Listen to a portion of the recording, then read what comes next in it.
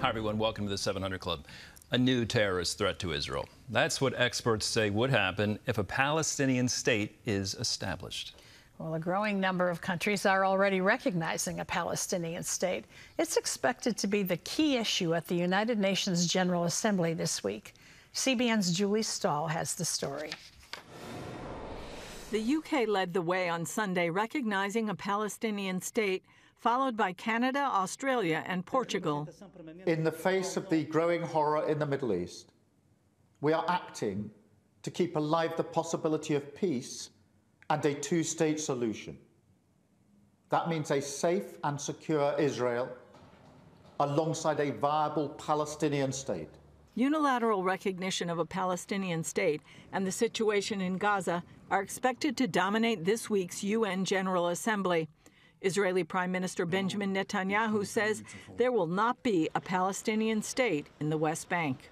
At the UN, I will present the truth. This is Israel's truth, but it is the objective truth in our righteous struggle against the forces of evil and our vision for real peace, peace from strength. Netanyahu said the recognition delivers one message. I have a clear message to those leaders who recognize the Palestinian state after the terrible massacre of October 7th. You are giving a huge price to terrorism, and I have another message for you. It will not happen. There will be no Palestinian state west of the Jordan. Despite the argument that the decision would sideline Hamas and bring peace, Hamas took credit for the recognition, saying it's because of their October 7th invasion and massacre of Israelis. Palestinians in Ramallah welcomed the decision and made their ultimate goal clear. We also hope to see a complete Palestinian state from the sea to the river. Israeli legal expert Eugene Kontorovich says supporters can say what they want, but a Palestinian state doesn't exist. They have complete independence, autonomy. Israel's not controlling their lives. So what would a state give them that they don't have now? The ability to buy weapons on the international market and the ability to open their borders and bring in jihadis from around the world. So imagine October 7th, except this time, instead of machine guns and gliders, they have airplanes and artillery and millions of people who've come to join them on jihad from around the world. Therefore, he says, Israel cannot allow the establishment of a Palestinian state. In Israel, there is talk of extending Israeli sovereignty over biblical Judea and Samaria, also known as the West Bank, thereby preventing the establishment of a Palestinian state. Netanyahu says he'll deliver Israel's official response after he meets with President Trump following his UN speech. Julie Stahl, CBN News, Jerusalem. Thanks so much, Julie. Joining us now is Israel's ambassador to the United Nations, Danny Danon. Mr. Ambassador, welcome back to the 700 Club. Thanks for being with us today. Thank you for having me again, Andrew. What's your response to the countries who are now recognizing a Palestinian state? It's shameful. They're rewarding terrorism. We know it's empty declarations. Nothing good will not come from those declarations. And they are detached from reality. You know, we still have 48 hostages in captivity. Hamas is still in control of parts of Gaza. And instead of supporting Israel, the only force who is actually fighting evil on the ground, fighting Hamas, they condemn Israel and are trying to reward terrorism. You know, luckily for us, it's meaningless. Nothing will happen from those declarations. But it shows the direction that some leaders, they don't have the patience or the courage to take bold decisions and to realize that we have to defeat evil. You cannot leave Hamas intact in Gaza and hope for something good to happen. So this is such a big week. How do you plan to counter the momentum now for a Palestinian state this week at the UN General Assembly? Well, I pretend to present the fact and the truth to my colleagues, telling them exactly how it is. You know, the hostages are still there. And, you know, and I think, you know, sometimes those leaders, they care about domestic politics. Look at President Macron. He has so many problems in France, so it's much easier for him to come to the UN and try to lead some actions against Israel.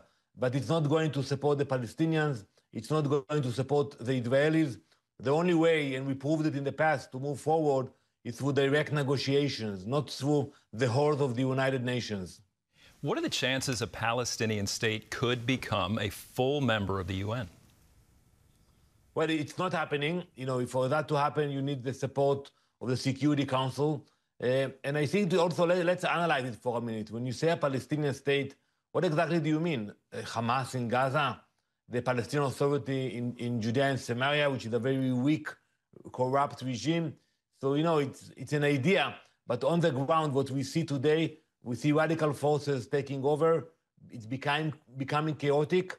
And I think it will take for a while until we will see a genuine Palestinian leadership who is condemning terrorism and actually willing to speak about peace with Israel. This was alluded to in Julie's piece. Critics claim a Palestinian state would be a reward, so to speak, for terrorism. I presume that's your view as well. Absolutely. Julie is absolutely right. Look at the response of Hamas yesterday when France and the UK made the announcement. They praised it. They actually called it the fruits of October 7th. So they make the linkage between the atrocities of October 7th to what's happening this week at the United Nations. And it shows that those countries, they have to recalculate what they are doing. If Hamas is praising you, you have a problem.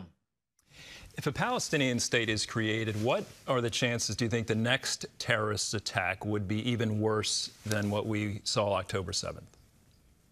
Well, first, I don't think it will happen. We will not let it happen because we saw what happened on October 7th. Just imagine that Hamas would have their own state, with their own military. It will be a threat to Israel and to the region.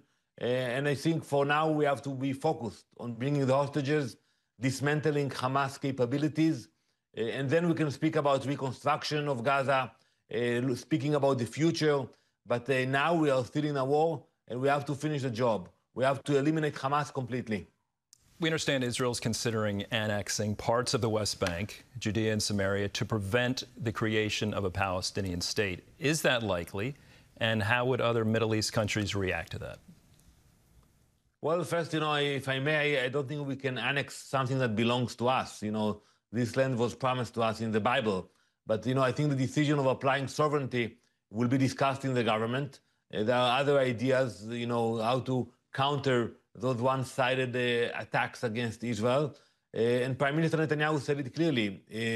I will see him on Friday when he will arrive here to the UN.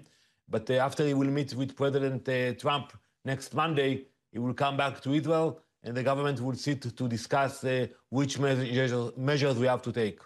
So you commented on this annexation, but regarding the Trump administration, who opposes a Palestinian state, how would they react to annexing parts of the West Bank? Well, we will have to discuss it with them. I think many in the administration understand that, those biblical lands belong to the Jewish people. By the way, you know that, and your audience knows that most of the land is vacant in Judea and Samaria. You don't have Jewish communities or no Palestinian communities.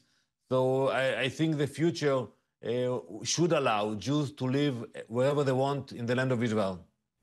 Can you give a response to, Israel being accused of genocide in Gaza? What's your response to that?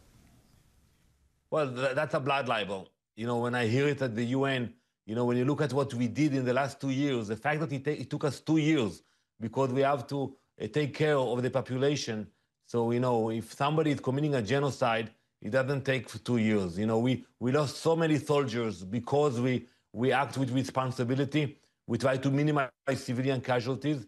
But for some at the UN, they don't care about the facts. They spread those lies, calling for genocide, which is a lie. In order to prove a genocide, you have to speak about intention. And no one can blame Israel that we have intention to harm civilians. On the contrary, we do everything we can to minimize civilian casualties. And Hamas is doing the opposite. They're putting them on the front lines. Mr. Ambassador, we know it's a very, very busy week for you, and we appreciate very much your time with us this morning. Thanks so much. Thank you very much.